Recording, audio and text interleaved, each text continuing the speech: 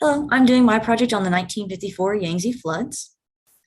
In the modern day, about one-third of China's population resides in the Yangtze River Basin, and it's one of the most heavily populated places in the world. The changes in the Yangtze are going to affect all those that live along the river and all those that consume rice produced by that region. The Yangtze drains a large portion of China from snowmelt and monsoon seasons. Vast agriculture along the Yangtze is essential to China's economy. However, this means that a lot of people are colonized along its banks, which makes flooding incredibly dangerous. The Yangtze floods regularly throughout the year due to two monsoon seasons and snowmelt, which creates regular pattern of flooding that is easily predictable. However, Mother Nature tends to laugh at predictability. In 1954, a long and heavy rainy season led to quite a bit of flooding because the Yangtze cannot hold the capacity of water. And that picture shows the river basin. Like I said, the Yangtze flooding is caused by two different monsoon seasons along the river and how it also has depressions that create bottlenecks in the flow. The Yangtze has normal flow and slightly flooding in general, which helps to fertilize the soil throughout the growing seasons. However, due to a lot of precipitation and a longer rainy season over the middle Yangtze, there was an exceptional flooding in 1954. And you can see from the graph in 1954 where the flooding or the maximum discharge was much higher in the Yangtze. And the three different lines just represent areas downstream of the river. So this one would be farther upstream, this one's farther downstream.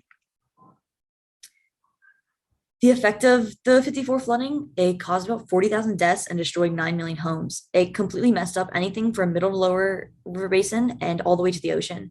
Most crops in that region were destroyed and plagues followed as many were displaced and living together.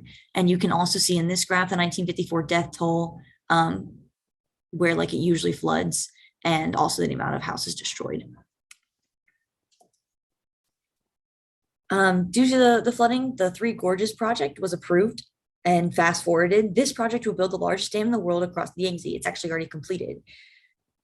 There are many concerns with this project. However, in the long run, despite displacing 1.5 million people, it should reduce flooding, provide energy, and improve the water in the Yangtze.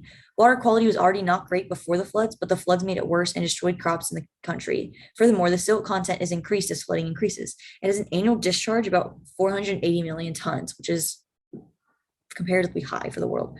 Other than this large nationwide project, the people of China are not doing much else to change their situation because they've lived that way for so long. Flooding is a part of life, and those in China see bad flooding as a sign against the current government. It was meant to be a sign from the gods, so no, they don't really move or change their ways. Other issues, in the short term, climate change is causing the glaciers in China to melt faster, meaning that the Yangtze will flood more often and more devastatingly. However, in the long term, the glaciers will disappear and there'll be a water shortage across the Yangtze River Basin. Water level changes will not be the only issue that the Yangtze faces in the next few years. With the increased use of the river, the pollutants in the water are increasing along with erosion and the amount of nutrients flowing, which are changing the shape of the river, which is messing up the farmland along the banks. As the flooding increases, the Chinese government is more concerned with erosion and how this much silt will affect those crops downstream. Building the Three Gorges Dam will help control this. However, it will also limit the number of nutrients that are going farther downstream, meaning farmers will have to add supplements to the crops, which will increase pollution in the river. As the people of China become extremely dependent on the Yangtze for food, they use it up more, not only for agriculture, but also for living, and pollutants and runoff are more common.